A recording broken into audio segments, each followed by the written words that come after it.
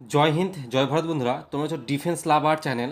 দেখো, SSC GD কনস্টেবলের 27 তারিখ আজকে হয়ে যাওয়া তোমাদের যে পরীক্ষা হয়েছিল 1টা থেকে 2টো পর্যন্ত, তোমাদের সেই শিফটে তোমাদের অ্যানালাইসিস করব। অর্থাৎ শুধুমাত্র আজকে একটাই শিফট পরীক্ষা হয়েছে, আর কোনো রকম শিফট হয়নি। কাল থেকে কিন্তু আবার কিন্তু পরীক্ষা শুরু হবে, যেমন তোমাদের শিফট রয়েছে first shift, second shift, third shift.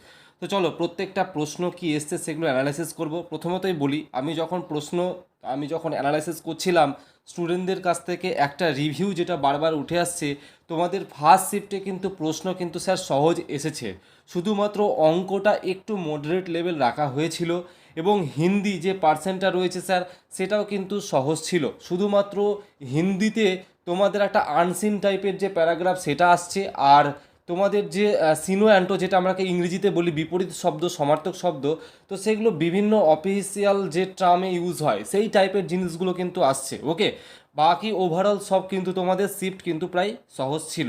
তো চলো প্রত্যেকটা শিফটের যে যে প্রশ্ন, মানে সেকেন্ড শিফটে যে প্রশ্নগুলো এসছে সেগুলো তোমাদের আলোচনা করছি।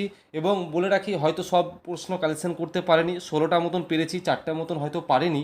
তো তোমরা যদি এর মানে পিডিএফটা সংগ্রহ করতে চাও, তাহলে তোমরা কি করবে, টেলিগ্রাম চ্যানেলে যুক্ত হয়ে যাও, আমি কিছুক্ষণ পরে আপলোড করে দেবো। তো দেখো, প্রথম প্রশ্ন যে গৌড় নৃত্য প্রধানত কোন উৎসব বা অনুষ্ঠানে পরিবেশন করা হয়। তো দেখো, গৌড় উৎসব প্রশ্নটা কিভাবে এসেছে স্যার আমি ঠিক বলতে পারছি না। তো মনে হচ্ছে যে গৌড় উৎসব দিয়ে কিছু একটা ছিল, এবং তোমরা বলছিলে যে যেখানে নবরাত্রি, হোলি, বৈশাখ, দীপাবলি, এরকম কিছু 4টে অপশান ছিল। যারা পরীক্ষা দিয়ে এসছো তারা একটু একটু কমেন্ট করে জানাবে যে এই 4টে অপশান তো ছিল কনফার্ম, কিন্তু প্রশ্নটা কিভাবে ছিল ঠিক বুঝতে পারছি না। তবে এটার কিন্তু সঠিক উত্তর তোমাদের অপশান অনুযায়ী যদি গৌড় রিলেটেড নৃত্য সম্বন্ধে থাকে, তাহলে কিন্তু হোলিটাই কিন্তু সঠিক উত্তর হবে, যেটা রাজস্থানে পালিত হয়। ওকে, তারপরে sir hockey. Sir, field hockey মাঠের আদর্শ দৈর্ঘ্য কত? আমি বলেছিলাম যে এসএসসি একটা প্যাটার্ন ফলো করে, মানে আজকে যেই শিফটে তোমাকে হকি থেকে যেই প্রশ্ন করেছে ফিল্ডের, এই হকিটা তোমার প্রশ্ন কালকে নাও আসতে পারে, কিন্তু তোমার আগামী দিনে যে শিফটগুলো তোমরা পড়বে, মানে আগামী দিনে যারা পরীক্ষা দিতে যাবে, একবার চোখ বুলি যাও, 100% আমি বলে দিতে পারি এই টপিক থেকেই কিন্তু চলে আসবে। একটু জাস্ট চোখ বুলাও, ফাটাফাট শেষ করব। তো এটা সঠিক উত্তর হচ্ছে 91.4 মিটার, যেটা অনেক সময় গজ হিসেবেও দেয়তে স্যার, তো সেটাও মনে রাখবে, যেটা হচ্ছে 100 গজ। হকি মাঠের প্রস্থটা হচ্ছে স্যার 55 মিটার, যেটা 60 গজ হিসেবে ধরা হয়। তো একবার করে বিভিন্ন হকির যে মাঠের পরিমাপগুলো, হকি তো না, বিভিন্ন খেলার মাঠের যে পরিমাপগুলো চোখ বুলাও, দেখবে কারো না কারো কাজে লেগে যেতে পারে। স্যার ফুটবল 100 থেকে 110, এটা স্যার দৈর্ঘ্য, আর 64 থেকে 75 স্যার এটা প্রস্থ।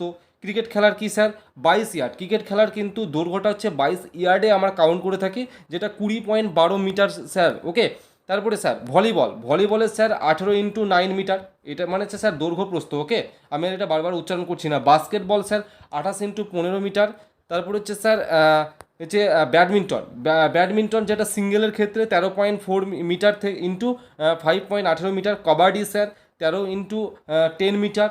স্যার তারপরে কবাডি পুরুষ আর মহিলাদের দুটোর কিন্তু দৈর্ঘ্য আলাদা হয়, এটা কিন্তু খুব গুরুত্বপূর্ণ। এটা অলরেডি কিন্তু এডুকুইটি দ্বারা প্রশ্নটা করা হয়েছে তোমাদের এসএসসি জিডিতে, না মানে আগে যে শিফটে পরীক্ষাগুলো হয়েছিল, যেগুলো যেমন এনটিপিসি বলছি, এক্সট্রিমলি সরি, মানে যে তোমাদের সিজিএল যে এক্সামগুলো হয়েছিল।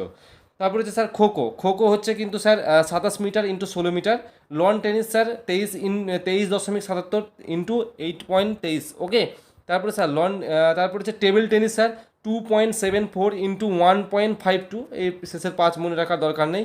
বেসবল স্যার 90 ফিট, এবং handball 40x20 metre. Water polo sir 30x20 metre. Just sir একটু চোখ বুলিয়ে রাখো, কারো না কারো কাজে এসে যেতে পারে। তারপরে স্যার প্রশ্ন এসেছিল ভারতের কেন্দ্রীয় অর্থমন্ত্রীকে কে নিযুক্ত করেন, অর্থাৎ সংবিধান থেকে তো প্রশ্ন আসবে, একটা স্বাভাবিক বিষয়। তো বলে রাখি, এটা ভারতের রাষ্ট্রপতি কিন্তু নিয়োগ করে থাকেন। তারপরে আচ্ছা, তোমাদের শিখ থেকে প্রশ্ন এসছে, শিখ ধর্মের পবিত্র গ্রন্থ কোনটি? তো গুরু গ্রন্থ সাহেব শিখ ধর্মের পবিত্র গ্রন্থ, তো আশা করছি এটা সবাই জানো। তারপরে স্যার ভারতের প্রথম পঞ্চবার্ষিকী পরিকল্পনা কোন মডেলের উপর ভিত্তি করে তৈরি করা হয়? তো আমি তো বলেছিলাম যে ক্লাস করা থেকে পঞ্চবার্ষিকী পরিকল্পনা থেকে প্রশ্ন মিস যাবে না, আসবে 100%। তোমাদের সেন্সাস, তোমাদের 2011 সালে জনগণনা থেকেও প্রশ্ন এসেছে। কি প্রশ্ন এসেছে কালেকশন করতে পারেনি, কেউ যদি জেনে থাকো কমেন্ট বক্সে কমেন্ট করে দাও, অনেকের হেল্প হয়ে যাবে। ওকে, তো দেখো, তো এটা হচ্ছে হ্যারড ডমার মডেল। তো পঞ্চবার্ষিকী থেকে যেহেতু প্রশ্ন আসছে, তো অনেকের এটা ভালোভাবে মুখস্থ রয়েছে, তাও একবার চোখ বুলি নাও খুব তাড়াতাড়ি। হ্যাঁ, হয়তো কারো কাজে এসে যেতে পারে আগামী দিনে যারা পরীক্ষা দিতে যাবে। যেমন স্যার প্রথম পঞ্চবার্ষিকী পরিকল্পনা স্যার 1951 থেকে 1956 সাল পর্যন্ত হয়েছিল। এটা হ্যারল্ড ডমার মডেলের উপর ভিত্তি করে তৈরি হয়। দ্বিতীয় পঞ্চবার্ষিকী পরিকল্পনা 1956 থেকে 1961 সাল, স্যার এটা মহালনবিস মডেলের উপর ভিত্তি করে তৈরি হয়। তৃতীয় পঞ্চবার্ষিকী পরিকল্পনা 1961 থেকে 1966, যেটা গাডগিল যোজনার উপর তৈরি হয়। চতুর্থ পঞ্চবার্ষিকী পরিকল্পনা স্যার 1969 থেকে 1974, স্যার এটা হচ্ছে অশোক চন্দ্র ও অ্যালান এস মানি মডেলের উপর ভিত্তি করে তৈরি হয়। এটা খুবই গুরুত্বপূর্ণ এই চতুর্থ পঞ্চবার্ষিকী পরিকল্পনা। পঞ্চম পঞ্চবার্ষিকী পরিকল্পনা স্যার 1974 থেকে 1978, স্যার এটা হচ্ছে ডিপি ধর মডেলের উপর ভিত্তি করে তৈরি হয়। তো এই পাঁচটাই মডেল তোমরা মনে রাখবে, বাকিগুলো সাল মনে রাখবে। বলে রাখি স্যার, পঞ্চবার্ষিকী পরিকল্পনা এই 5 নম্বরটা খুব গুরুত্বপূর্ণ, কারণ এই পঞ্চবার্ষিকী পরিকল্পনা 5 বছর হয়নি, এটা শুধুমাত্র 4 বছর হয়েছিল। এটা আগের বছর এসএসসি জিডিতে তোমাদের প্রশ্ন এসেছিল যে কোন পঞ্চবার্ষিকী পরিকল্পনা তার মেয়াদ শেষ করার আগেই শেষ হয়ে গেছিলো। তো সেটা কিন্তু পঞ্চম পঞ্চবার্ষিকী পরিকল্পনা, তো এবছরে কিন্তু আসতে পারে স্যার, ওকে, জেনে রাখবে। ষষ্ঠ পঞ্চবার্ষিকী পরিকল্পনা 1980 থেকে 85, সপ্তম কিন্তু 85 থেকে 90, স্যার অষ্টম 92 থেকে 97। অষ্টম পঞ্চবার্ষিকী পরিকল্পনা খুব গুরুত্বপূর্ণ। স্যার নবম পঞ্চবার্ষিকী পরিকল্পনা 1997 থেকে 2002, তারপরে দশম স্যার 2002 থেকে 2007, স্যার একাদশ হচ্ছে স্যার 2007 থেকে 2012, স্যার দ্বাদশ হচ্ছে 2012 থেকে 2017। তো এই ছিল আমাদের পঞ্চবার্ষিকী পরিকল্পনাগুলো। এবার স্যার তারপরের আমরা চলে যাব প্রশ্ন যে মিরাটের সৈন্যরা ভারতের শাসনভার কার হাতে তুলে দিয়েছিল। তো এইভাবে কিছু একটা প্রশ্ন ছিল। তো বাহাদুর শাহ জাফর অর্থাৎ দিল্লির যে শেষ মুঘল সম্রাট তার হাতে কিন্তু তুলে দিয়েছিল। তোমাদের বলে রাখি 1857 সালের যে মহাবিদ্রোহ স্যার, সেখান থেকে প্রশ্ন আসছে, অর্থাৎ কোন জায়গায় কে নেতৃত্ব দিয়েছিল এই টপিকটা একটু ভালোভাবে দেখে যাও। আগামী যারা পরীক্ষা দিতে যাচ্ছ এখান থেকে প্রশ্ন কিন্তু আসবে। তারপরে রাশিয়া কোন বছর ভারতের হাতে ব্রিক্স এর সভাপতিত্ব তুলে দিয়েছিলেন। তো এটা খুবই গুরুত্বপূর্ণ, এটা আবার রিপিট হওয়ার সম্ভাবনা রয়েছে। তো 2021 সালে ভারত কিন্তু এটা কিন্তু তুলে দিয়েছিল 2021 সালে, খুব গুরুত্বপূর্ণ। দেখো পরবর্তী শিফটগুলো আমি ঠিক অ্যানালাইসিস করে দেবো, ঠিক আছে। তো একটু তোমাদেরকে ধৈর্য ধরতে হবে। আমি কিছুক্ষণ আগে মেসেজ করেছিলাম যে তোমাদের ফার্স্ট শিফটে এক্সাম হচ্ছে না, তো তোমরা হয়তো দেখেছো। তো প্রত্যেকটা শিফটের প্রত্যেক দিন অ্যানালাইসিস পাবে, জাস্ট একটু ধৈর্য ধরতে হবে, ওকে, ঠিকই পেয়ে যাবে ভিডিও। তারপরে কোন শাসক তার শাসনকালে বঞ্জর ভূমি, যেটাকে অনুর্বর জমির উল্লেখ করেছিলেন। তো এইভাবেই প্রশ্ন ছিল বঞ্জর ভূমি। তো এটা শের শাহ সুরি কিন্তু তোমাদের সঠিক উত্তর হয়ে যাবে, যারা এটা করে এসছো কিন্তু সঠিক উত্তর। তারপরে স্যার হোলা মহল্লা উৎসব মূলত কোন সম্প্রদায়ের দ্বারা উদযাপিত করা হয়। তো এটা শিখ সম্প্রদায়ের দ্বারা। তো উৎসব থেকে তো ফেস্টিভ্যাল থেকে তো এসএসসি তো প্রশ্ন আসবেই জিডির, এটা তো সাধারণ বিষয়। তো বাকি এখান থেকে আমরা গুরুত্বপূর্ণ কিছু উৎসবগুলো জানবো, যেগুলো পরীক্ষায় কিন্তু আসার মতন, জাস্ট চোখ বুলিয়ে রাখো, বলা যায় না কার শিফটে চলে আসতে পারে স্যার।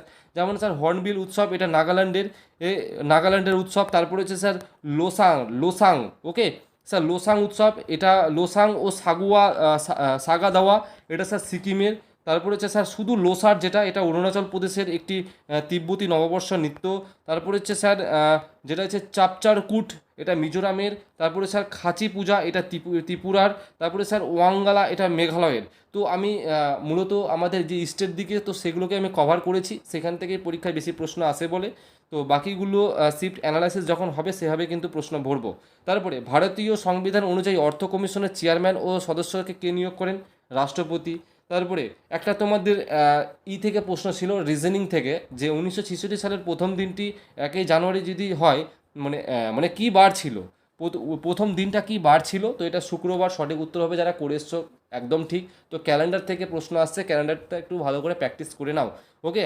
তারপরে প্রধানমন্ত্রী, আচ্ছা এই প্রশ্নটা ঠিক এভাবেই ছিল, আশা করছি, যে প্রধানমন্ত্রী অর্থনৈতিক উপদেষ্টা পরিষদের 2023 সালের, অ্যাকচুয়ালি 2023 সালের রিপোর্ট অনুযায়ী বলেছে যে এটার রিপোর্ট অনুযায়ী 2011 সালের তুলনায় ভারতের আভ্যন্তরীণ যে অভিবাসনের হার প্রায় কত শতাংশ কমেছে।